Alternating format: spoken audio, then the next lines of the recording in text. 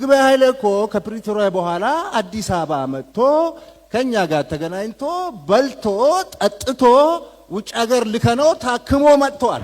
በጦርነቱ ምን ያክል የትግራይ ወጣት አለቀ ብዬ ስጠይቀው በፔሮል የተመዘገበ 600,000 የትግራይ ወጣት አልቋል ብሎ ነገረኝ። ከፍትህ ሚኒስትር እነማን እጃቸው እንዳለበት አላውቅም። ለሶስተኛ ተርም ከሁለት ጊዜ በላይ መመረጥ አትችልም። እነ ኢሳያስ ጅራ ለሶስተኛ ጊዜ ሊመረጡ ነው። በጣም የሚያሳፍር ነው። እነ ምግበን ማጥፋት ይሻላል ማስወገድ ይሻላል ወይስ የሁሉ ወጣት እንደገና ማለቅ አለበት? ምግበን እንዳለው ሌላ 600,000 እና በ100,000 የሚቆጠር ማለቅ አለበት ወይስ እነሱን ማስወገድ ነው? አሁን ምን እንደተባለ ታውቃለህ? የሞንጆሪኖ ወታደር ተባለ።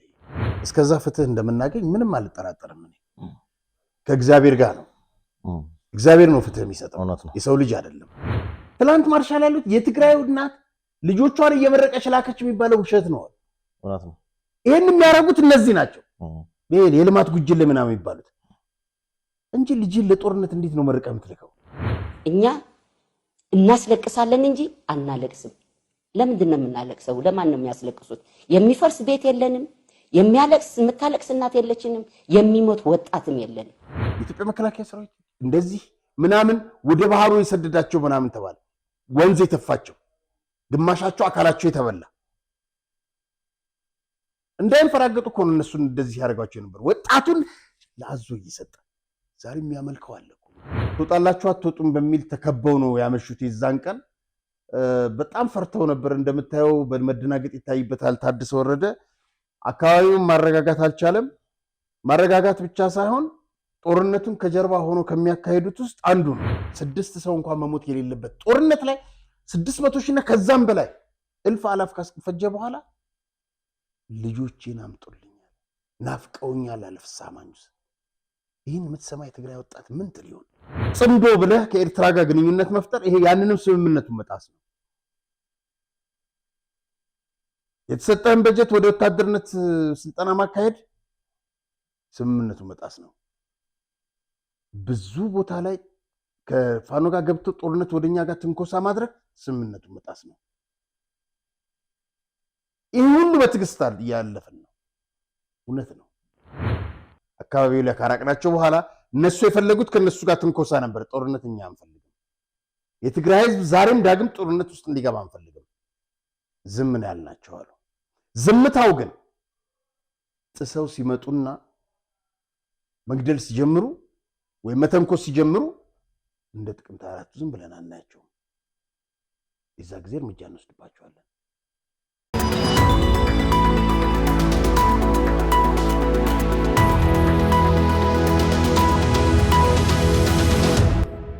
ሰላም ጤና ይስጥልኝ ተመልካቾቻችን፣ እንደምን ሰንብታችኋል? የምትመለከቱት ኢትዮሎጂ ቻናላችን ነው። ዛሬም እንግዲህ እንደተለመደው ወቅታዊና አዳዲስ መረጃዎችን ወደ እናንተ ለማድረስ ጋዜጠኛ አርያ ተስማማሪያምና ሮቤል ምትኩ እዚህ ስቱዲዮ ተገኝተናል። መልካም ጊዜ እንደውላችሁ ከወዲሁ ተመኘን። አርያ እንዴት ነህ? ሰላም ሮቤል። እንግዲህ ቻናላችን ያው አዲስ እንደመሆኑ መጠን ተመልካቾቻችን ሁሌም ሰብስክራይብ፣ ሼር ማድረጉ እንዳትረሱ። ቪዲዮ ሲጀምሩ ደግሞ ላይክ አድርጋችሁ ጀምሩ። የተደራሽነቱን ሁኔታ እንዲሰፋ ለወዳጅ ዘመዶቻችሁ ማጋራቱን እንድታስታውሱ ስለመጠቆም ያለው ነው። ከዚህ ጎን ለጎን ደግሞ ፕሮግራማችንን በተከታታይ ሁኔታ ጠንከር ያሉ መረጃዎችን ጨምረን በተደጋጋሚ ፕሮግራሞችን ለማድረስ ያመቸን ዘንድ የእናንተ ድጋፍ ያስፈልገናልና ከስር በሚታየው የኢትዮጵያ ንግድ ባንክ አካውንት ቁጥር 1375369919 አርያ ተስፋማርያም ብላችሁ ድጋፍ ብታደርጉ መልሰን ተከታታይ ፕሮግራሞችን ለእናንተ የምናደርስ መሆኑን ለማሳወቅ እንወዳለን። እንግዲህ በዛሬ ፕሮግራማችን በርከት ያሉ ርዕሰ ጉዳዮች አሉን። የእግር ኳስ ፌዴሬሽን ጠቅላላ ጉባኤ እንደምታመን ይመስላል የሚሉትን እሱን እንቃኛለን። የጦር ኃይሎች ጠቅላይ ኤታማዦር ሹም ስለ ምግበ ኃይለ ያጋለጡት አዲስ መረጃ አለ፣ እሱንም እንሰማለን። እንዲሁም ደግሞ ምግበ ይህ ባህላዊ ጄኔራል ለፊልድ ማርሻል የነገራቸው አሳዛኝ ነገር አለ። እሱስ ምንድነው የሚለውን በቆይታችን የምታደምጡትና የምትመለከቱት ይሆናል። ጥቅምት 24 እንግዲህ ትናንት ተዘክሯል። ጥቅምት 24 ሲታወስ ምን ይመስል ነበር የሚለውን ደግሞ ጋዜጠኛ አርያ ተስፋማርያም በስፍራው ተገኝቶ ነበር። እዛም ላይ የነበሩትን አዳዲስ መረጃዎች ያጋረናል። እንዲሁም ከትግራይ ፖለቲካዎች ጋር በተያያዘ ያልሰማችኋቸውና በጣም ፈጣን መረጃዎችን ወደ እናንተ ማድረሱን እንቀጥላለን። እስከ ፕሮግራማችን ድረስ ፍጻሜ ድረስ አብራችሁን ቆዩ። የዕለቱ እንግዲህ መሰናዷችን በርከት ያሉ ጉዳዮች ናቸው። ግን ያው ተመልካቾቻችን በጉጉት የሚጠብቁት ጉዳይ አለ። ስለ ተወዳጁ ጋዜጠኛ ገነነ ሊብሮ ምን አዲስ ነገር ይኖራል የሚልም ነገር ስለሚኖር እስቲ ስለሱ ደግሞ እንስማ። እንግዲህ አስቀድሜ የተሟላ መረጃ ለመያዝ ስል ነው። ነገ ሮብ ቀጠሮ አለኝ። ቀጠሮ ከምርመራው ቡድኑ ኃላፊ ጋር ይሆናል። ምን ደረጃ ደረሰ፣ ምን አዲስ ነገር አለ የሚለውን በሚቀጥለው ፕሮግራም ይዤ እመጣለሁ። ሌላም አዲስ ነገር አለ። ያንንም ደግሞ በሚቀጥለው ፕሮግራም ይዤ እመጣለሁ። ጥያቄው ከቀረበ በኋላ ማለት ነው።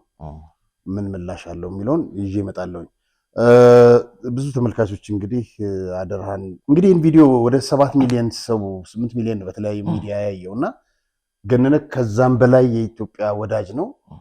የኢትዮጵያ ሀብት ነው። ይወደዳል፣ ይከበራል። በቀደም ዕለት ዮናስ ጨርጨር ስገባ ለሁለተኛ ጊዜ ነው።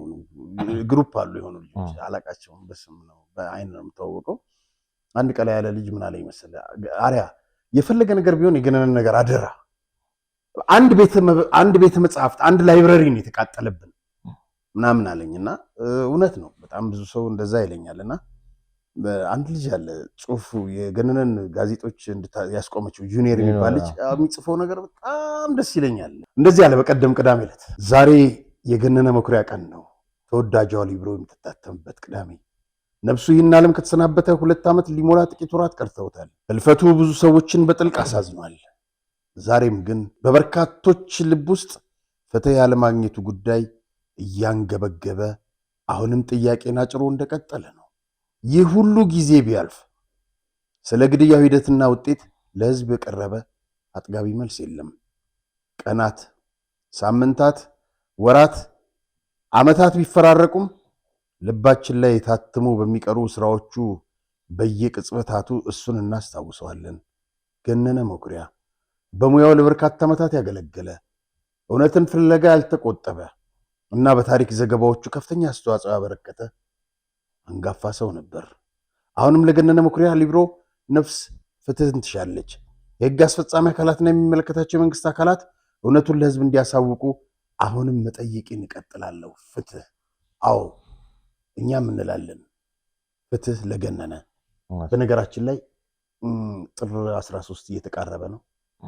2 ወር ገደማ 2 ወር ከምናምን ነው የሚቀረው። ያሰብነው ነገር አለ። ትንሿ ስቴዲየም ውስጥ ደጋፊዎች፣ የገነነ ደጋፊዎች ባሉበት የሻማ ስነ ስርዓት ለማካሄድ ጥበበ ሰለሞን አሜሪካ የቀድሞ የሜድላ ተጫዋች የገነነ ወዳጅ በቅርቡ ይመጣል እና እዚህ ስቱዲዮ ውስጥ ጋብዘነው ገነነ ራሱ እንዳላጠፋ፣ ገነነ እስከ መጨረሻዎቹ ደቂቃዎች ውስጥ በመንፈስ ጥንካሬ ውስጥ እንደነበረ በዝርዝር የነበረውን ሁኔታ ይነግረናል። እና ጥበበ ቃል ገብቶልናል። ምንድነው ቃል የገባው? ቲሸርት፣ የገነነ ፎቶ ያለበት ቲሸርት። እስከዛ ፍትህ እንደምናገኝ ምንም አልጠራጠርም። እኔ ከእግዚአብሔር ጋር ነው። እግዚአብሔር ነው ፍትህ የሚሰጠው፣ የሰው ልጅ አይደለም። እና ፍትህ እናገኛለን ብዬ አስባለሁ። ግን ጥር 13ን ለመዘከር ምንም አይነት እንትን የለውም። የሻማ ስነ ስርዓት የገነነ ስራዎች እዛ ጋር እንዲቀርቡ።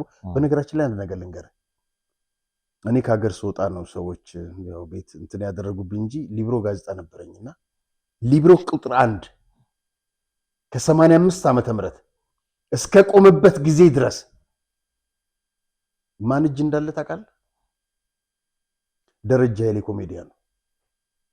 እሱ እጂ ደረጃ የታወቀ ነው እኮ በእንደዚህ አይነት ነገር በጣም ያነባል። የህትመት ስራዎች አንባቢ ደግሞ ገነነ ጋር በጣም አርቦች ነበሩ። በጣም ወዳጅ ናቸው። እኔ ሌሎችም ጋዜጦች ይኖራሉ ደረጃ ጋር። አይ እንደዚህ ነው እሱ በቃ የሚወዳቸውን ነገሮች ያነባል። በጣም ሰጋር ምናምን ያስቀምጣል። የሚረከበኝ አካል አለኝ። እንደው የሚገርም ነገር በዛን ሰሞን ገነነ ካለ በኋላ የሚረከብ አካል ካለ ለመስጠት ዝግጁ ነኝ ያለ እና ደሬንም በለቱ ስለ እንትና ንግግር እንዲያደርግ እንጋብዘዋለን። ሌሎችም ሰዎች ማለት ነው ስለ ገነነ የሚያውቁና ይህንን ነው ያሰብነው። እና በነገራችን ላይ አንድ ነገር ልንገርህ፣ ስለ እንትና ሲያወራ ነበር አይደል? ገነነ ሸዋንግዛው ባለፈው እንትን የደረሰው ሊብሮ የገነነ ሊብሮ ስም ስንት ነው? ቁጥሮቹ ገነነ ሊብሮ 6 7 ግን ነው ገነነ መኩሪያ 7 ናቸው። ህይወቱ አልፎ የተገኘው ራሱን ገደል አይደለም። ህይወቱ አልፎ የተገኘው ምንድነው? ያ ሆቴሉ ስም ቁጥር 7 ነው። ገነነም ስም 7 ነው። ሆቴሉም ቁጥር 7 ነው። ግጥምጥሞሹ ገርሞኝ ነውና ለማንኛውም ያንን እናደርጋለን። በሚቀጥለው ፕሮግራም ጥሩ መረጃዎች ይዘን እንመጣለን ብዬ ተስፋ አደርጋለሁ። መልካም ከዚሁ እንግዲህ ከእግር ኳሱ ጋር ያው ገነነ መቼም ከእግር ኳሱ ጋር ከታሪክም ጋር ስለሚነሳ ከሱ ጋር ተያይዞ የምናነሳው ነገር ይኖራል። የእግር ኳስ ፌዴሬሽን ጠቅላላ ጉባኤ ነው አካሂዷል። እንግዲህ እዛ ላይ በጣም አስገራሚ ነገሮች ተሰምተዋል። ኳስ ፌዴሬሽኑ ፕሬዚዳንት እንግዲህ አቶ ኢሳያስ ጅራ የተናገሩት ነገር አለ። እንደ ሀገር ደረጃውን የጠበቀ አንድም ስቴዲየም ባለመኖሩ የኢትዮጵያ ብሔራዊ ቡድን የሴቶችን ጨምሮ ማለት ነው ላደረጓቸው ውድድሮች ከ123 ሚሊዮን ብር በላይ ወጪ ተደርጓል ብለዋል። ትልቅ ሀገር ብንሆንም እውነተኛውን እግር ኳስ በተግባር ማሳየት አልቻልንም፣ በነበር የምንኖር ሆነናል ሲሉም ተደምጠዋል። እንግዲህ እሳቸው ካነሳቸው ነጥቦች አንጻር በሜዳ ላይ ጎል ማስቆጠር ቀርቶ ለጎል የሚሆን ሙከራ የማያደርጉ ተጫዋቾች ከግማሽ ሚሊዮን ብር በላይ እየተከፈለ ነው ብሏል። መንግስት ለዋሊያዎቹ ላደረጉት ለአህጉር አቀፍና ለዓለም አቀፍ ጨዋታዎች 43 ሚሊዮን ብር ድጋፍ ማድረጉንም ገልጸዋል። ከ2017 ዓ.ም የሂሳብ ስፖርትን በተመለከተ እንግዲህ በቀረበው ሪፖርት ላይ የተገኘው ገቢ ከወጪው 59 ሚሊዮን ብር ብልጫ አለው ተብሏል። የወጪና የገቢ ልዩነት ንጽጽር ደግሞ ሪፖርቱ ላይ እንደሚያሳየው ከሆነ የ2016 ዓ.ም 27 ሚሊዮን 333152 152 ብር ከ52 ሳንቲም ነው። በ2017 ደግሞ 59 ሚሊዮን 899576 ብር ከ25 ሳንቲም ልዩነት አለው ተብሏል። ተመዝግቧል። ልዩነቱ ደግሞ 87 ሚሊዮን 172679 ከ77 መሆኑ ታይቷልና በጣም የቀረቡት ቁጥሮች እና አሃዞች እዛ ላይ የተመለከተው እንግዲህ ከኢትዮጵያ እግር ኳስ ፌዴሬሽን ከኢትዮጵያ እግር ኳስ አጠቃላይ እንቅስቃሴ ጋር ሲታይ በጣም የሚያሳዝንም የሚያሳፍርም ነው ማለት ይቻላል። አገሪቱ ውስጥ ያለው እግር ኳስ ደረጃና እየፈሰሰበት ያለው ገንዘብ የሰማይና የምድር መሆኑን እሳቸው በሪፖርታቸው ላይ ገልጸዋል። እንግዲህ እነዚህ ዋና ዋና እንኳን ነጥቦች ስለሆኑ በተለይ እግር ኳሱ ሰው የሚበሳጭበት የሚወጣው ገንዘብና ውጤቱ ተመጣጣኝ ስላልሆነ ከዛ አንጻር አነሳናቸው እንጂ በጉባኤው ላይ በርካታ ርዕሰ ጉዳዮች እንደተነሱ ነው የሰማነው። እዛ ላይ የምጨምረው ካለ እስቲ እንግዲህ ማን ተናሳብ ነው። በጣም የሚያሳዝን ይሄን ያክል ገንዘብ መውጣቱ። ባለፈው እንግዲህ ስለ ስቴዲየም ተናግረናል። አሁን እንግዲህ የሚመረጡት ሰዎች የራሳቸውን እንትን ይዘው ነው የሚቀጥሉት፣ የስራ አስኪያጅ ምናምን የሚለውን በጣም በሚያሳፍር ሁኔታ የሀገሪቱን ሕግ የማህበራትና ማደራጃ ሕግን ፍትህ ሚኒስትር ያወጣው ነው። ከፍትህ ሚኒስትር እነማን እጃቸው እንዳለበት አላውቅም። ለሶስተኛ ተርም ከሁለት ጊዜ በላይ መመረጥ አትችልም። እነ ኢሳያስ ጅራ ለሶስተኛ ጊዜ ሊመረጡ ነው። በጣም የሚያሳፍር ነው። አገሪቷን እግር ኳስ ገለው አሁን እኮ የሚሉት ያለ ምንድነው? አንድ ተጫዋች አጥቂ እንትን ጠፋ። ለአንድ ክለብ 3 የተባለውን 5 አረጉት። የአፍሪካ ተጫዋች የማይችሉትን ለነሱ ነው ገንዘብ እየተሰጠ ያለው። ተጫዋች እንዳይፈራማ የምታረጉ ያላችሁት ራሳችሁ ናችሁ፣ ተተኪ እንዳይኖር። ምክንያቱም የውጭ ተጫዋች የሚባል ማገድ ሲገባቸው 5 አረጉት። ለአንድ ክለብ ፈቀዱላቸው ማሰለፍ እንጂ ታዲያስ ከበረኛ ጀምሮ ተመልከት። ጠቅላላ ክለቦች በዚህ እንትን ተብለዋል። ጉቦ አለ፣ አሰልጣኞች ይቀበላሉ። ስለዚህ የሀገሪቱን እግር ኳስ ይሄማ ከሆነ የኬንያ አትሌቲክስ ምንድነው ያደረገው? ዘጋ ከቶኪዮ ኦሎምፒክ በኋላ ተመልከታችሁ። በቀደምነት ማራቶን አይታል፣ የኒውዮርክ ማራቶን በወንድም በሴትም በስማ ሚት ከእንግዲህ በኋላ ኬንያን የሚቋቋሙበት ምንም አይነት እንትን የለም። ጥለውን ሄደዋል። በቃ በራቸውን ዘግተው እየሰሩ ነው እነሱ። በቃ እዚህ ጭቅጭቁ አለ፣ ንትርኩ አለ። መንግስት አይቶ እንዳላየ የሚሆንበት ነገር ግራ ነው የሚገባው። ለምሳሌ ቆይ መንግስት ስንል ጠቅላይ ሚኒስትሩን ምናምን ብቻ አይደለም ጉዳይ የሚመለከተው ባልና ስፖርት እንትን ሆኗል። በቃ ተቋማቱ እነዚህ እርስ በርስ ተሻርከው ስለሚሰሩ የሀገሪቱን እግር ኳስ ወደቀ አልወደቀ ግድ የላቸውም። ትኩረቱ ገንዘብ ላይ ነው። ኦዲት ኮሚሽን ይባላል። የሁሉንም መስሪያ ቤቶች ኦዲት ሲያጋልጥ ለምንድን ነው እግር ኳስ ፌዴሬሽን ኦሎምፒክ ላይ ደብዳቤ ተጻጻፈ እንጂ እስከ መጨረሻው ድረስ አልሄደበትም? ለምን? ባለፈው አትሌቲክስ ፌዴሬሽን አሳይቶናል። እንደዛም ወደዚህ እግር ኳስ ውስጥ መስሪያ ቤቶቻችን ላይ እኮ ማጋለጥ ያካሂዳል። ጥሩ እንቅስቃሴ፣ ድፍረት ያለው እንቅስቃሴ ነው የሚያደርጉት። በጣም የሚያሳዝን ነው። ገባ? እነዚህ ሰዎች በሁሉም ከሴቶች ብሔራዊ ቡድን ትላለ፣ ያንን በግፍ ባለፈው አሰልጣኙን ተናግረናል። እሱን ሁሉ እሱ በነገራችን ላይ አንድ ቪዲዮ ዜና አይቼ የታንዛኒያን ብሔራዊ ቡድን ፍሬው ኃይለ ገብርኤል ሲያሰለጥነው የዛሬ 2 ዓመት እሱን ከውድድር ውጭ አድርጎ ታንዛኒያን እንትን ብሎ ነበር። ይህንን አሰልጣኝ ነው ያባረሩት እና አብርሃምን ነው ያባረሩት። እግር ኳስን እየገደለ ያለው አንድ ይሄ ሰውዬ ነው፣ ባህሩ የምትለው ባህሩ ደግሞ የሚታዘበው ኢሳያስን ተጣምረው እየሰሩ ነው። ለሶስተኛ ተርም ህግ ተጥሶ ሊወዳደሩ ነው። በጣም በሚያሳዝን ሁኔታ እኔ አንድ ቪዲዮ ላሳየ። እየመሩት ያሉት ሰዎች እግር ኳሱን በትክክል ጠንቅቀው የማያውቁ ሰዎች ናቸው። በፌዴሬሽን ደረጃም በክለብ ደረጃም ያሉት ሰዎች ሁሉንም አንድ በአንድ እያነሳን ማውራት እንችላለን። የቱ ጋር ምክንያቱ እንዳለ እንኳ መናገር ማስቀመጥ የማይችሉ አማርኛ ቋንቋ ብቻ እያሳመሩ አጀንዳ ለመሆን የሚፈልጉ አካላቶች ናቸው። ትላንት እዛ ጉባኤ ውስጥ ያሉት እግር ኳሱን ወዶ ፈቅዶ እግር ኳሱ የሚያስፈልገውን ነገር አሟልቶ የመጣ የጠቅላላ ጉባኤ አባል ማን ነው? እዛ ውስጥ ከአቶ ኢሳያስ ጭምር የአትሌቲክስ ላይ የተወሰነ ነገር ሰርቶ ተባረክ መላኩ ካንቶና። ምናልባት ተመልካቾቻችን እንግዲህ እንደዚህ በሚዲያ ካላወቁት በደንብ በቅርበት መላኩ ካንቶና ማለት እንግዲህ በጥቂቱኛ እንኳን ስናቀው 25 ዓመት በስፖርት ጋዜጣ ውስጥ የኖረ በጣም ልምድ ያለው ጋዜጦች ላይ ከጋዜጣ ነው የራሱ ጋዜጦች ያሉት ሲሰራ የነበረ ነው ስፖርቱና በጣም ጠንቅቆ ካንቶና የምትል ጋዜጣ ቅጽል ስሙና ቀርታለች መላኩ። የሚገርም ሀሳብ ነው። በጣም ልክልካቸውን ነው ሀገሪቱን ስፖርት እንግዲህ ጠንቅቆ ከሚያውቁ ሰዎች አንዱ እሱ። እውነት ነው። ያሳዝን ሰርቶ እግር ኳሱን መጥቶ የሚያቦካ ነው። ከመሬት አስተዳደር፣ ከጤና ቢሮ፣ ከፖለቲካ ቢሮ ከምናምን የመጡ ሰዎች ነው የተጠራቀሙት እዛ ውስጥ። በቃ እግር ኳሱ ጋር ገንዘብ አለ ተብለው ያን ገንዘብ ለመብላት የመጡ ናቸው ብዙዎቹ። ለዚህ ነው የቱንም ሳናቀው 191 ሚሊዮን ብር ለብሔራዊ ቡድን ወጣ። ምን አቶ ኢሳያስ ክለቦቹ 500 ሺህ ብር እየከፈሉ ነው። እሳቸው ለአሰልጣኙ 200 እና 300 ሺህ ብር እኮ ይከፍላሉ። እሳቸው 200 እና 300 ሺህ ብር መክፈል አለባቸው? እንዲህ እያልክ ትጠይቃል። ይበቃናል። በጣም ነው የምናመሰግነው ብላኩ። እውነት ነው።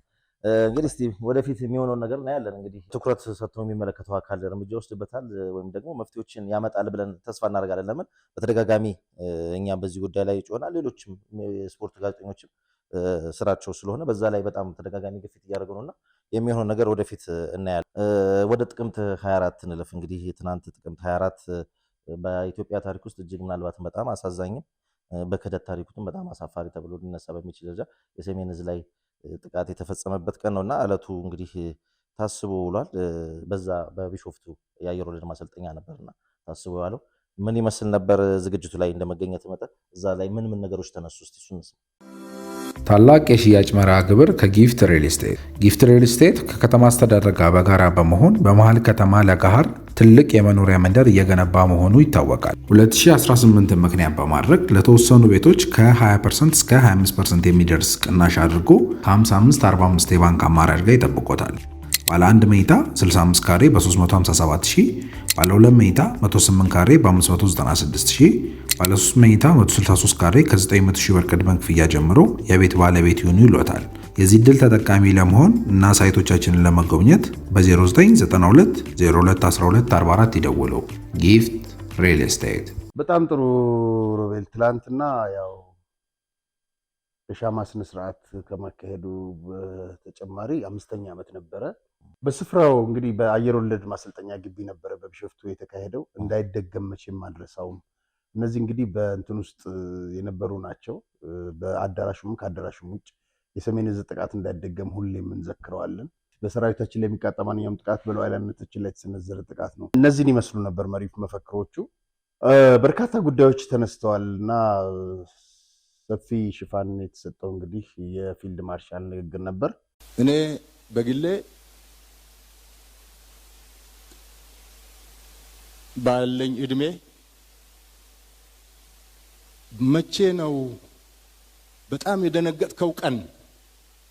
መቼ ነው ያዘንከው ቀን? እዚህ ጋር በጣም ሲቃ ይተናነቃቸዋል። ሳቅ፣ እልህ፣ ብዙ ነገር ይተናነቃቸዋል። ብሉን ጥቅምት 4 ነው። ከጥቅምት 4 በላይ የደነገጥኩበት ያዘንኩበት አንገት የደፋውበት ቀን የለም። በጣም ልዩ ቀን ነው የምናከብረው። ለዛ ነው ደግሞ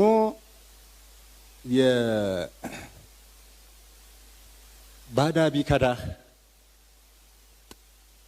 ባዳ ቢከዳ የማታውቀው ቢከዳ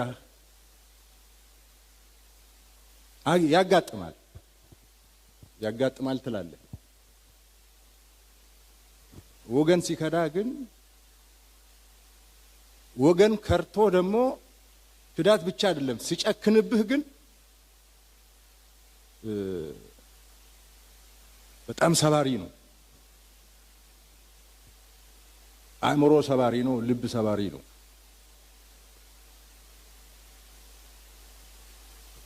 ሰሜን ዕዝ ትግራይ የገባው ባድመ ላይ ሆኖ ዛላምበሳ ላይ ሆኖ ጾረና ላይ ሆኖ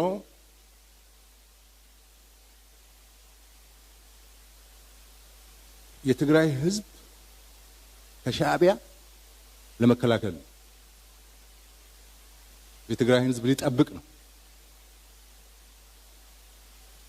ምንም ሌላ ስራ የለውም። እዛ ሻዕቢያ የትግራይ ህዝብ እንዳያበሳብስ፣ ሻዕቢያ የትግራይ ህዝብ ሞራል እንዳይነካ፣ ለትግራይ ህዝብ እኔ ነኝ ያለሁት እኔ ነኝ የትግራይ ህዝብ ምሽግና አጥር ብሎ ነው እዛ የተቀመጠው። እሱ ብቻ አልበቃው። ትግራይን በማልማት ነው ሰሜን ዕዝ ያሳለፈው። መከላከያ ሰራዊት እንደ ትግራይ ትምህርት ቤት የሰራበት ክልል የለም። ጤና ጣቢያ የሰራበት ክልል የለም። አርሶ አደሩን አግዞ ግብርና ላይ የተሰማራበት የለም። እጅ አጠር ወላጆች ልጆችን ሰብስቦ ያስተማረበት ክልል የለም።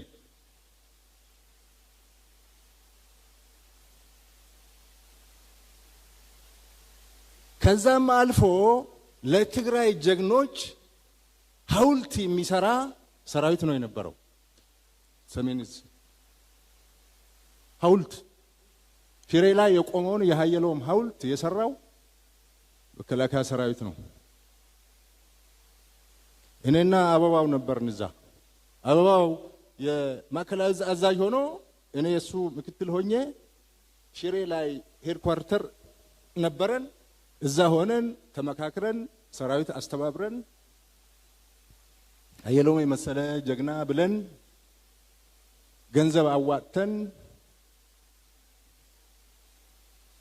አዲስ አበባ ላይ ከተሰሩ ሐውልቶች የሚወዳደር ሐውልት ነው የሰራ ነው። የትግራይ ህዝብ ጀግናም የሚያከብር የነበረ ሰራዊት ነው። በህዝቦች ታሪክ ውስጥ የማይጠፋ የሚመዘገብ አሳፋሪ ታሪክ ነው።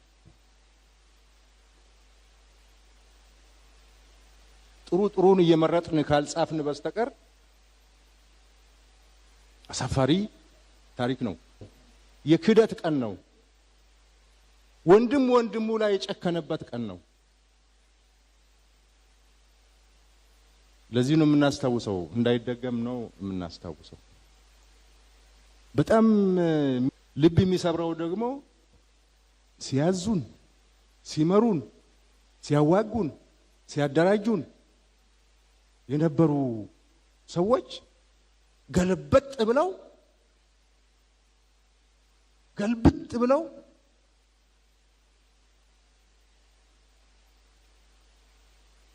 በአንድ ፕሪፈሪ ቦታ ተሰብስበው ተደራጅተው ተቀናጅተው ዶልተው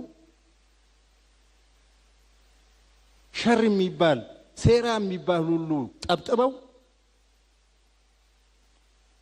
ያንን ራሳቸውን ሲጠብቅና ሲከላከል የነበረውን ሰራዊት መምታታቸው በጣም ያማል።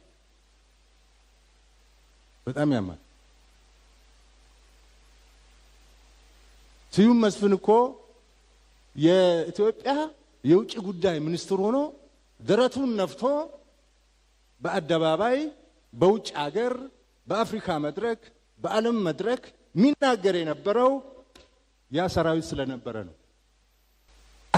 አስከበረናቸዋል። ጠብቀናቸዋል። ሻዕቢያ ወረራ መጥቶ ሻዕቢያን አሸንፈን ከውድቀት ከሽንፈት አድነናቸዋል።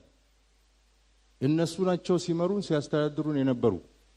የእነሱን ትእዛዝ ተቀበለን ነበረ ስንሰራ የነበረ። ሰሜን እዝ የእነሱ ግርማ ሞገስ ነው የነበረ። እንግዲህ ከቀነጨብኩት ውስጥ ነው ሮቤል ምንድነው እውነት ነው ፊልድ ማርሻል ያነሱት ምንድነው እነዚህ ሰዎች ይመሩ ነበረ። ከዛ በኋላ ተጠራርገው ትግራይ ገቡ። ትግራይ ከገቡ በኋላ ሰሜን እዝን የመጡት ክሊኒክ፣ ትምህርት ቤት፣ ሆስፒታል ብዙ ነገር የሰራ ነው መከላከያ። በሌላው አካባቢ እንደዛ አልሰራ። አንድ በጣም ይዘገነነኝ ቪዲዮ አለ። ያችን ሴት በሰደፍ ነው የመቷት። ሲያድ ባሬ አሉ ከሶማሊያ ተነስቶ ኢትዮጵያን ሲወር ባዳ ነው ገባ ተልኳል። ያንን ቀን እንደ ድል ነው የምናከብረው።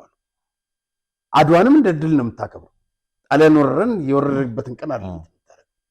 የገዛ ያደራጀውን የገዛ የመራውን ሰራዊት እንዴት ትመታለህ? እኔ እዛ ውስጥ እንግዲህ ለምሳሌ ባድመ ውጊያ ላይ ፊልድ ማርሻል እዛ ጊዜ ኮሎኔል ነበሩ፣ ኮሎኔል መሐመድ ካልተሳሳትኩ ባጫም ኮሎኔል አንድ ፎቶ አለ እንደውም እና እዛም ውጊያ ላይ በጣም ይመሩ ከነበሩት ባድመን በከፍተኛ ሁኔታ ድል ካስገኙት ሶስቱ ይጠቀሳሉ። አሁን የጦር አዛዥ ሆነው ከፍተኛ ኃላፊ አንድ ቪዲዮ ጋር በተያያዘ ከዚህ ከእንትን ጋር በተያያዘ ያሉኝን ልንገር። ጊዜውን አስታውሰዋለሁ። እኛ ያን ሁሉ ህይወት ገብረን እኛ መሪዎቹ ከታንክና መድፍ አረር ለትንሽ ተርፈን፣ ነገር ግን በጦርነቱ ሻዕቢያን አሸንፈን ሻዕቢያ ተገዶ አልጀርስ ሄዶ እንዲፈርም አድርገን ስናበቃ ህወሓት ያለ ይግባኝ ፍርድ ለመቀበል ተስማምቶ የባህር በር ሳይጠይቅ እኛንም ሳያማክረን ለወዳጁ ሻዕቢያ ሁሉን ነገር አስረክቦ ለይስሙላ አልጀርስን ውሳኔ አልቀበልም ብሎ ሰራዊቱን ለ22 ዓመት ቀበሮ ጉድጓድ አስቀምጦ ባድሜንና ቦርደር እየጠበቀን እያለ ህወሓት ስልጣኑን ሲያጣ ራሱ ሲያዘምተው የነበረውን የኢትዮጵያ ሰራዊት ጥቅምት 4 2013 ከጀርባ ወቅቶን ክደት ፈጸመብን። እንዴት ያማል መሰለ አሉኝ። በጣም ያማል። እና እዚህ ላይ ግልጽ እንዲሆን የምፈልገው አሉ ፊልድ ማርሻል መንግስት ነው ጦርነት። በመጀመሪያ ደረጃ መንግስት እንዴት ነው ጦርነት የሚያነሳው አሉ። አንደኛ ምስራቅ ላይ አብዲሌ የጫረው እሳት ነበር። ሻሸመኔ ላይ የተጫረ እሳት አለ። በወለጋ ሸኔ አለ። በተለያዩ አካባቢዎች ሀገሪቱ ተወጥራ በዛ ላይ 40,000 ሰራዊት ነው የነበረና ከ40,000 33,000 ሰሜን እዝ ነው ያለ። መንግስት ገና እግሩ ባልቆምበት እንዴት ነው ወደ ጦርነት ራሱን ለማጣል እንትን የሚያደርገው? እውነት ነው። እና ሴኩሪቲ እዛ ጋር አንድ ዶክመንተሪ የቀረበ ነበር። ሴኩሪቲ ምንድን ነው ያለው? በብረቃዊ ጥቃት ምናምን ነው ያለው። በኋላ ላይ እሱን ካዱታል። እና መከላከያ እነሱ ተናገር ያሉትን ነው እሱ የሚናገረው። በዚህ አጋጣሚ አንድ ሴት ላሳይ። አታለቅስም? ለምን እናለቅሳለን? እኛ እናስለቅሳለን እንጂ አናለቅስም። ለምንድን ነው የምናለቅሰው? ለማን ነው የሚያስለቅሱት? የሚፈርስ ቤት የለንም። የሚያለቅስ የምታለቅስ እናት የለችንም። የሚሞት ወጣትም የለንም። አያስቡ። እኛ አናለቅስም። እሺ የት ነው ያለችው? እኔ ምን ያህምጭ አሁን ስለዚህ ችልጥ ጨጨነቀን ምን ኖረች አልኖረች መጠቅም አይደለች። ልጆቿን አላስገደለች። ልጆቿ አልሞቱባት። በእነዚህ አይነት ሁኔታ ላይ አይደለም መሆኗ የምታወራው ራሱ ታስታውቃለች። አዎ ግን ልጆቿ እሳት ውስጥ ቢሆኑ እንደዚህ አትልም። አንድ ነገር ልንገርህ፣ ይህን እኮ ላለመናገር በቃ እናትነት በቂ ነው። በዚች እድሜ አናለቅስም እናስለቅሳለን ትላለህ። እኛ በተከታታይ ያቀረብናቸው እናቶች እንዴት እንደሚያለቅሱ ልጆቻቸውን 3 አራጆቻቸውን ቀብረው አንድ የሞተባቸው ትላንት ማርሻል ያሉት የትግራይ እናት ልጆቿን እየመረቀች ላከች የሚባለው ውሸት ነው። እውነት ነው። ይሄን የሚያደርጉት እነዚህ ናቸው። የልማት ጉጅል ምናምን የሚባሉት እንጂ ልጅን ለጦርነት እንዴት ነው መርቀህ የምትልከው? አገር አይደለም የተወረረው። በዛ ላይ ሰሜን ህዝብ ሲመታ አብዛኛው የትግራይ ህዝብ እኮ አዝኗል። ያልተጋባ በርካታ ነው የመከላከያ ሚስቶች ባሎቻቸው የሞቱባቸው አንድ ማረሳት ልጅ አለች ከጉራጌ ሀገር ሄዳ ብዙ አመት ነው የኖረችው እዛ ከባለቤቷ ጋር ወደ 20 አመት ምናምን አታቆም ቤት ገዝታ ኮንዶሚኒየም ምናምን ይሄን ኑሮ ደስተዋለች በቃ ኢትዮጵያ ሀገሯ ነው ትግራይ በቃ ቤታችንን ወረሩታለች ተዋክቶ በጣም ጀግና ነበር ደሞ ባለው 50 አለቃ ነው ተዋክቶ እጅ አልሰጥም ብሎ ቄሶች ናቸው ለምነው ለካ ቄሶቹ ካድሬዎች ናቸው ትናንትና ማርሻልችን ነገር አንስተዋል እጅ ከሰጠ በኋላ ገደሉት ምናምንና ያው መሬት ላይ ሪሳቸው ሸቱ እየተጎተተ ዛሬም ይሄንን ነገር ሊደግሙ ነው እየተነሳሱ ያሉት እንደዚህ አይነት እችን እናጥላት አለ እንዴ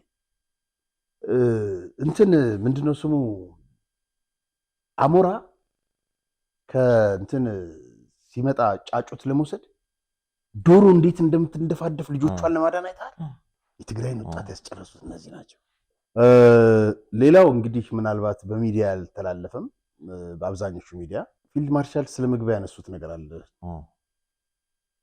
አዲስ አበባ መጥቷል እሱ አሁን ምንድነው ሊይዙኝ ነው ማነው እጅ አንሰጥም ከሰጡን እንደዚህ ያደርጉናል ምናምን ሊገሉን ነው እኛ እንደነሱ አይደለንም አሉ አዲስ አበባ መጥቶ ነበር በተደጋጋሚ ውጭ ላኩኝ ያሳክሙኝ አለ ላክ ነው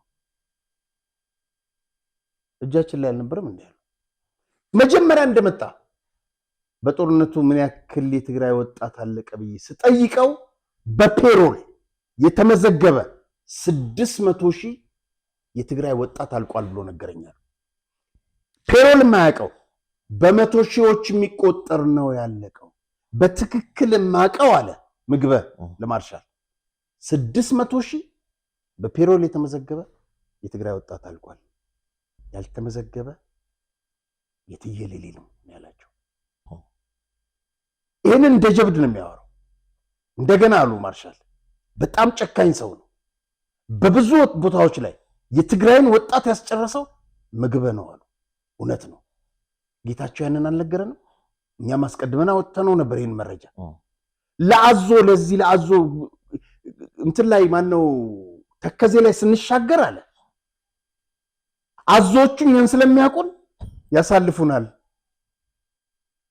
የብልጽግና ወይ የሌላ ሰራዊት ሲመጣ አለ የብልጽግና የሚባል ሰራዊት የለም ሲመጣ ይበላዋል አለ ምንድነው ያደርጉ የነበረው እነ ምግብ መሻገር ሲፈልጉ ወጣቱን ለአዞ ይሰጣሉ እጃቸውን ያሰሩ ብዙ ሪሳዎች ተገኝተዋል እኮ እጃቸው የታሰረ አይተን ከሆነ በኋላ ምንድነው ያሉት የኢትዮጵያ መከላከያ ሰራዊት እንደዚህ ምናምን ወደ ባህሩ የሰደዳቸው ምናምን ተባለ ወንዝ የተፋቸው ግማሻቸው አካላቸው የተበላ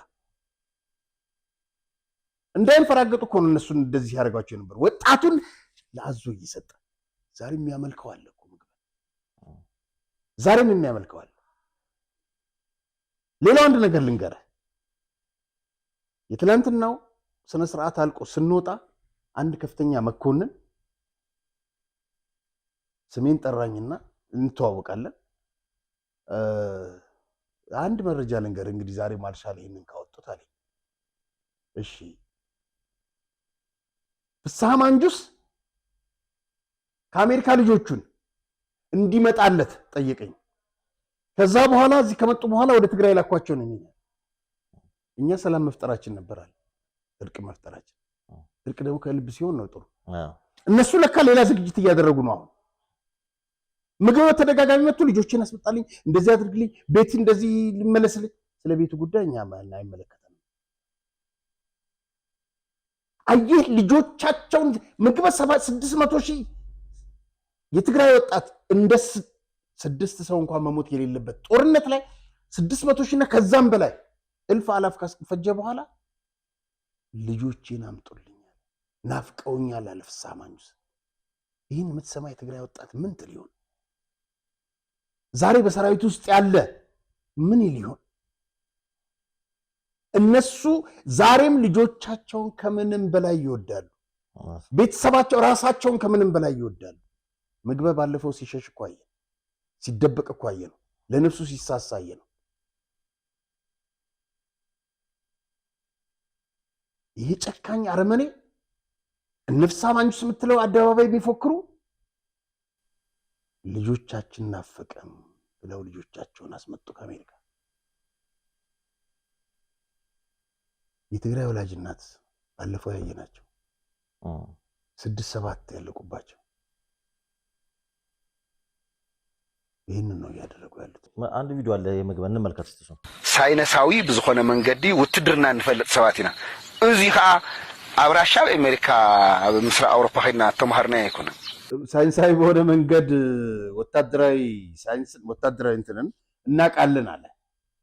ወታደራዊ ሳይንስን ይሄንን ደግሞ ራሻና አሜሪካ ሄደን ተምረነው አይደለም። አወርዒ ኣብ ተከዘ ኣብ ደጀና ወሪና ተከዘ ላይ ነው ደጀና ባህላ አይደለም ማለት ኮነት ሰራዊት ክትከፋፈሉ ጻዓርኩም ከአ እዚ አውን መልእክትያ ሰራዊቱን ለመከፋፈል የተነሳችሁ ዛናይለም ውሳኔ የዛሬ ውሳኔ ኩላህና ተማይጥና በደረጃ 3 ደረጃ ተወያይተን ለዓለወተ አመራር ላለኛው አመራር ማዕከላዊ ኮር ሁሉም ታጋይ በሙሉ ድምጽ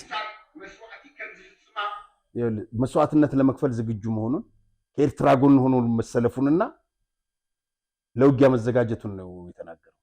በቃ አጽድቀናል በሙሉ ያለ አንድ ልዩነት አለ። እዚህ ፎክራል አዲስ አበባ መጥቶ ነው ለማመጣት በጣም እኮ ነው የሚያሳዝነው። ይሄንን የሚያሳልፈው አክሱም ላይ ነው። አክሱም የትግራይ ብቻ አይደለም አሉ። አክሱም የምግብ አይደለም አሉ ማርሻል ትላንትና። አክሱም የኢትዮጵያ ስልጣኔ የኢትዮጵያ ቅርስ ነው። እነዚህ ሃይማኖት የላቸውም። አየህ እዚህ ቦታ ላይ ሆኖ ዛሬ ጥሪ ያስተላልፍ የምን ቃል ገብተናል እሱኛው እንደዛ ይላል ይሄኛውም እንደዛ ይላል። ፍሳምትለው ማነው እንትን ነገ ከነገ ወዲያ አተገብሩት ምን ተገብረዋለን ምን ጦርነት እርግጠኛው ነው ሁሉ ሳንቾች በተለያየ ጊዜ የተወሰነን ተግባራዊ ያደረግናቸው አሉ። ይሄኛውን ግን በእርግጠኝነት እቺ እንግዲህ ጥሩ ነች። ይኸውልህ ማይክ ላይ ሲረባረቡ ነው ነፍሳ ነምግበን ምናምን ለመናገር ለመደስኮር ማለት ነው። ሌላው ላይ የሉበትም። ጽምዳችን ትክክል ነው እያሉ ነው። አዎ እና ያው ወስነናል ከኤርትራ ጋር ሆነን እንዋጋለን ነው። እንግዲህ እዚህ ጋር ምናልባት የኢትዮጵያ መከላከያ ሰራዊት ወይ መንግስት እነዚህን ሰዎች እስከምን ድረስ ነው የሚያያቸው የሚለውን ትላንት በቂ መልስ ሰጥተዋል። ፊልድ ማርሻል ምንድን ነው ያሉት? ወደ ወልዲያ ላይ ሙከራ አድርገው ነበረ። ለዚህ ለፋኖም መሳሪያና ትጥቅ አመራር የሚሰጡት እነሱ ናቸው። ስለዚህ አስፈላጊውን ምትመተን አካባቢው ላይ ካራቅናቸው በኋላ እነሱ የፈለጉት ከነሱ ጋር ትንኮሳ ነበር። ጦርነት እኛ አንፈልግም። የትግራይ ህዝብ ዛሬም ዳግም ጦርነት ውስጥ እንዲገባ አንፈልግም። ዝም ነው ያልናቸው አሉ።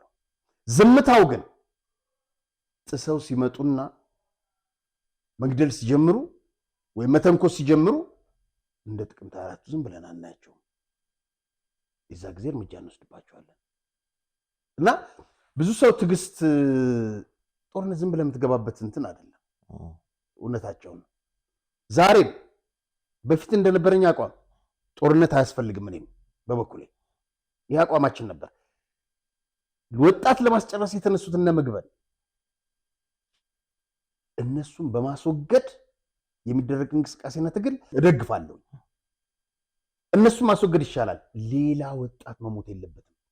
ምግበ ዛሬ እያለ ያለው ምንድን ነው? የትግራይ ወጣት 600,000 1 ሚሊዮን ላስጨረስህ ተዘጋጅቻለሁ ነው የሚለው። ይህንን ውሳኔ ወሰንን የሚለው ሌላ ነገር የለውም። ከጽምዶ ጋር ከኤርትራ ጋር ሆነን ጦርነት እንቀጥላለን። እሱን አብረን እናየዋለን። ሌላው እንግዲህ ከምግብ ጋር በተያያዘ 6 ነጥቦች ማንሳት ፈልጋለሁ።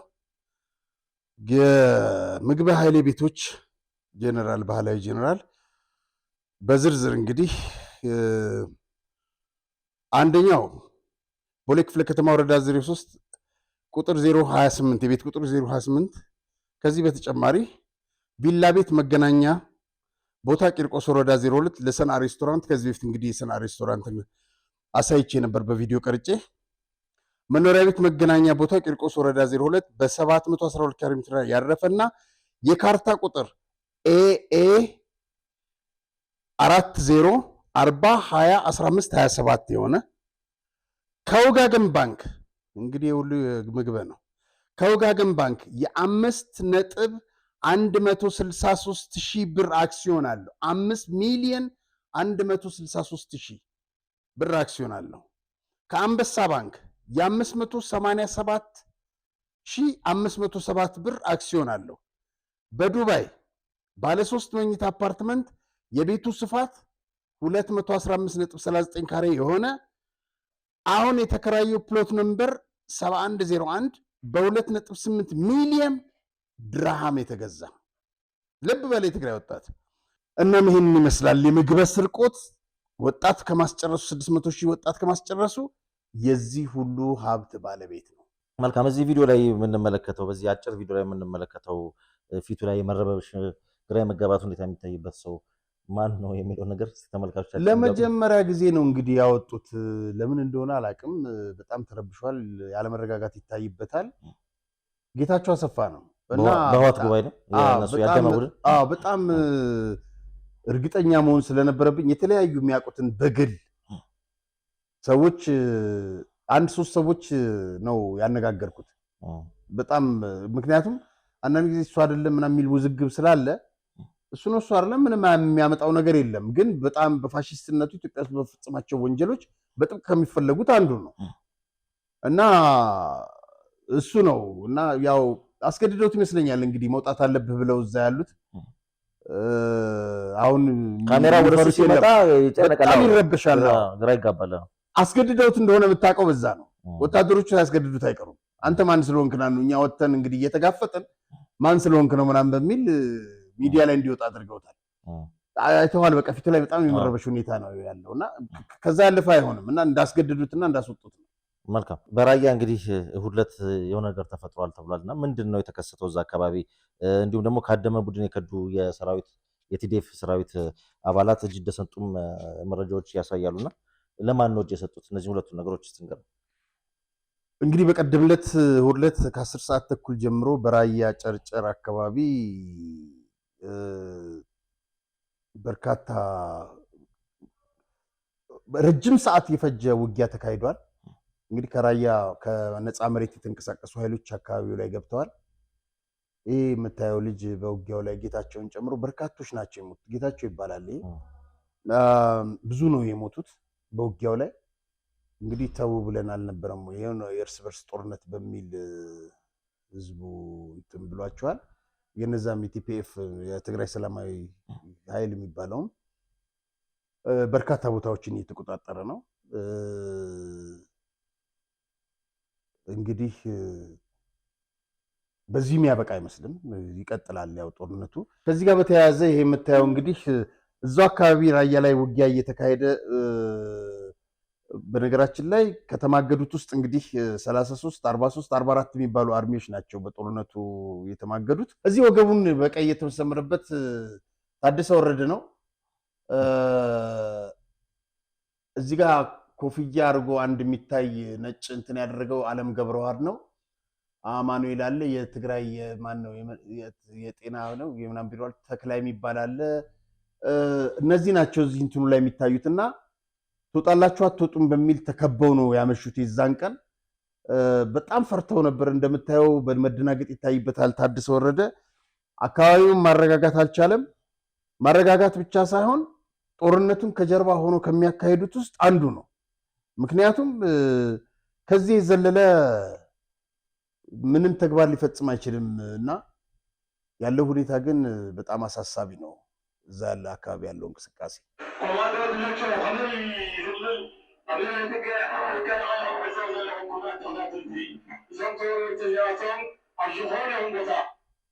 እነዚህ እልል በሉላቸው ይላል። እንደዚህ ያሉ ነው እንግዲህ ባለፈው ይማገሩት። ምንድነው ይሄ ኮማንዶ ስልጠና አሁን እንግዲህ ሰሞኑን በየቀኑ በየጊዜው ስናሳይ ነበር። አሁን እንደገና ከትላንት ወዲያ ነው ስጋት አላቸው አንዳንዶች። ምናልባት ይሄ ስልጠና እየታየ መንግስት ዝም ማለቱ የጥቅምት 24 ያ በጣም በታሪክ ውስጥ የማይረሳ አሳዛኝ ክስተት ሊደገም ይችላል የሚል ስጋት አላቸውና ምንድነው በዚህ ላይ ምናልባት እዛ ትናንት ጥቅምት 24 ሲዘከር ሲታወስ ፊልድ ማርሻል ያነሱት የጠቀሱት ነገር አለ። ጥሩ መጀመሪያችን አንዱ ያሳይ ምንድነው የሚለው እልል በሉላቸው። በማንኛውም የግዳጅ ወይም የውጊያ ሰዓት ላይ ከመኪና ተስፈንጥረው ወርደው ዛሬ ድሮንን ከመኪና የተፈነጠርክ ልታወርደው ልትለው ማለት ነው። እልል ይላል።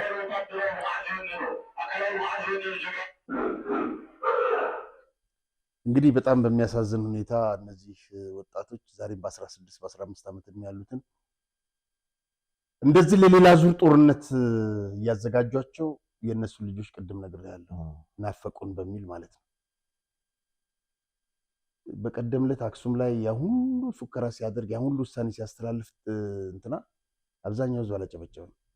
እዚህ ጋር እልል በሉ ምንድነው እልልታ የለም እንደ ምናምን ይላል። ሌላው ያነሳው ትላንት አንስተዋል ፊልድ ማርሻል ወታደር ማሰልጠን የፕሪቶሪያውን ስምምነት መጣስ ነው። ጽምዶ ብለህ ከኤርትራ ጋር ግንኙነት መፍጠር ይሄ ያንንም ስምምነቱን መጣስ ነው። የተሰጠን በጀት ወደ ወታደርነት ስልጠና ማካሄድ ስምምነቱን መጣስ ነው። ብዙ ቦታ ላይ ከፋኖ ጋር ገብቶ ጦርነት ወደኛ ጋር ትንኮሳ ማድረግ ስምምነቱን መጣስ ነው። ይህ ሁሉ በትዕግስት ያለፈን ነው። እውነት ነው። ግን አሁን በይፋ ምግበ ጽምዶን ይዘን ጽምዶ መስርተን ከእንትን ጋር እንዋጋለን እያለ ነው። መከላከያን ለማጥቃት ማለት ነው። እንግዲህ እሳቸው አጽንኦት የሰጡት ትናንት እኛ ሌላ ፕሮጀክት አለን። በኃይል የተነጠቅነውን በፍርደ ገምድነት የተነጠቅነውን የወደብ ጉዳይ እናስመልሳለን። የሚቀጥለው ዓመት ታሪክ ተቀይሮ ነው የምናገኘው። ስለዚህ እችን እንትን ለማድረግ ነው እነዚህ ሰዎች እየተከላከሉ ያሉትና ትላንት ጠዋት አሉ እሳቸው ማርሻልም ጄኖሳይድ ፈጸመብኝ ሲለው ከነበረው ሻዕቢያ ጋር ዛሬ ጽምዶ መስርቶ ሌላ ወጣት ሊያስጨርስ። እኔ አሁንም የምለው ምን መሰለህ፣ የትግራይ አክቲቪስቶች ይህን ጉዳይ የምትቃወሙ ሁሉም ሚዲያዎች የነ ምግበን የምትቃወሙ መባል ያለበት እኔ በሉ ብዬ ለማስገደድ አይደለም፣ ግን እንዲያስቡበት ነው። እነ ምግበን ማጥፋት ይሻላል ማስወገድ ይሻላል ወይስ የሁሉ ወጣት እንደገና ማለቅ አለበት? ምግበን እንዳለው ሌላ 600 ሺና በመቶ ሺህ የሚቆጠር ማለቅ አለበት ወይስ እነሱን ማስወገድ ነው? አሁን ምን እንደተባለ ታውቃለህ? የሞንጆሪኖ ወታደር ተባለ። ያደመ እኮ አይደለም የሞንጆሪኖ አስገድዳ ጌታቸው አሰፋን ሚዲያ ላይ የምታስወጣው ነቻ። ስለዚህ የሞንጆሪኖ ወታደር ነው የተባለ። ትግራይ ትክንድና ትግራይ ቆጥምና ስዒራ እንዳለ ያፈከረ ዋጉ ብለግነ እኛ አባት እንግዲህ በጣም ደስ የሚል ነገር ነው የሚናገሩት። ትርጉሙን ልንገርህ። መንግስት ትግራይ በክንዳችን ትግራይ በኃይላችን አሸንፋለች እያለ እየፎከረ ዋጋውን ካገኘ በኋላና ከተዳከመ ወዲህ ትግራይ ክልል ነሽ በማለት የትግራይ ጳጳሶች ግን ጦርነት ዳግም እንዲያገረሽ ተግተው እየሰሩ ነው። አብይ ግን ነገ ጠዋት አይለቃቸውም ነው የሚሉት። ከዛስ ትግራይ ክልልያ ኢትዮጵያ ተገምረለ ይኸውልህ ደግመው ጳጳሶቹ ለሀገሪቱነት ቅድስት ትግራይ እያሉ ይቀድሳሉ። እኛ አባት ናቸው የሚያጋለጡት። አብይን ራሳቸው መርጠው ሲያበቁ እንደ ጠላት ቆጥረው ከትግራይ ህዝብ እንዲነጠል ሰሩ። ደብረ ጽዮን ራሱ ዳግም ምረጡኝ ማለት ጀመረ። የድሮ ታጋዮች ወኔ ደርግን ጠላን ብለው በረሃ ወጥተው ተመልሰው ስልጣን ይዘው ቁም ነገር ሳይሰሩ ከመሃል ሀገር ተባረሩ። ጦርነትን ዳግም አወጁ። ብዙ ህዝብን አስጨፈጨፉ። አሁን ደግሞ የደብረ ጽዮን የስልጣን ጥማት ይገርማል። በቃ ምረጡኝ ይላል። ይህ ጥፋት ያለው የትግራይ ህዝብ ደግሞ አጥፊውን ደብረ ጽዮን ደብረጽ እያለ ማሞካሸት መቀጠሉ ነው አሉ። በጣም የሚገርም ሰው ናቸው። ቅድስት ትግራይ እያሉ ጦርነት እያወጁ ነው። ነገ ጠዋት አብይ አይለቃቸውም። ደብረጽ ሲነበር አንደበት በራሱ ጊዜ ተበጠበጠ። አብይ ግን ተው ታለቅሳላችሁ አለ፣ መከረ። የሚሰማ አጣ። በዚህ መሃል ኮሮና በሽታ መጣ። ወያኔ መስቀል እንዳትሳለሙ ቤተክርስቲያን እንዳትሄዱ ብላ ፖለቲካዋን ረጨች። አዋጅ አዋጅ ብላም በመቀሌና ዙሪያው አዳረሰች። በአጠቃላይ የወያኔ ክህደት በህዝቡ የፈጠረው ጭካኔ አብይ ነገሰ፣ ስልጣኑ ጨመረ፣ እነዛ ሰዎች አረመኔነት ማብቂያ የለውም እያሉ መስበክ ነው። ይባስ ብለው ልማት እያሉ ብዙ መካነ መቃብሮች ይደፈሩ፣ በሌላም ህዝብ አምጣ እያሉ ካፉ ከመንጋጋው መመንጠቅ ተያያዙት። አሁንም ነገሮች እየከረረባቸው አጣብቂኝ ውስጥ ይገኛሉ ነው ያሉት። ይህ አባት በጣም ምርጥ ሰው ናቸው። ይህን ነው የሚሉት። መልካም ጥሩ መልእክት ነው። እንግዲህ ሰሚ ካለ አሪፍ ቆንጆ በየጊዜው የምናቀርባቸው ነገሩ የእናትና አባቶች የሚናገሩት ነገር በጣም የሚገርምና በትግራይ ያለውን እውነታ የሚያጋልጥ ነው። አብዛኛውን ነገሮች አንስተናልና ምናልባት በመጨረሻ የምታስተላልፈው መልእክት ካለ እሱን ነገርና እንሰነባበት። በጣም ጥሩ እንግዲህ ማን ይናገር የነበረ ማን ያርዳ የቀበረ አይደል የሚባለው። በስፍራው የነበረ አንድ ከፍተኛ ጀነራል እዚህ ስቱዲዮአችን ይዤ እመጣለሁ። ፈቃደኛ ሆኗል። በቀጣይ ፕሮግራም ይዤው እመጣለሁ። ይሄን ለማለት ነው። ከነገ ወዲያ ይጠብቁን ተመልካቾቻችን፣ ይጠብቁን። ብዙ ታሪኮችን ያደምጣሉ። ይጠብቁን ብቻ። እሺ መልካም። ስለነበረን ቆይታ እጅግ አድርጌ አመሰግናለሁ። የተከበራችሁ ተመልካቾቻችን የዕለቱ መሰናዷችን ይመስል ነበረ። ፕሮግራሙን አዘጋጅተን ወደ እናንተ ያደረስንላችሁ ጋዜጠኛ አርያ ተስፋ ማርያምና ሮቤል ምትኩ ነን። ዳግም በሌላ ዝግጅት እስክንገናኝ ድረስ እስከዛው ሰላም ቆዩ። ታላቅ የሽያጭ መርሃ ግብር ከጊፍት ሪል ስቴት። ጊፍት ሪል ስቴት ከከተማ አስተዳደር ጋር በጋራ በመሆን በመሃል ከተማ ለገሃር ትልቅ የመኖሪያ መንደር እየገነባ መሆኑ ይታወቃል። 2018 ምክንያት በማድረግ ለተወሰኑ ቤቶች ከ20% እስከ 25% የሚደርስ ቅናሽ አድርጎ ከ55/45 የባንክ አማራጭ ጋር ይጠብቆታል። ባለ 1 መኝታ 65 ካሬ በ357,000፣ ባለ 2 መኝታ 108 ካሬ በ596,000፣ ባለ 3 መኝታ 163 ካሬ ከ900,000 ብር ቅድመ ክፍያ ጀምሮ የቤት ባለቤት ይሁኑ ይሎታል። የዚህ ዕድል ተጠቃሚ ለመሆን እና ሳይቶቻችንን ለመጎብኘት በ0992 021244 ይደውሉ። ጊፍት ሪል ስቴት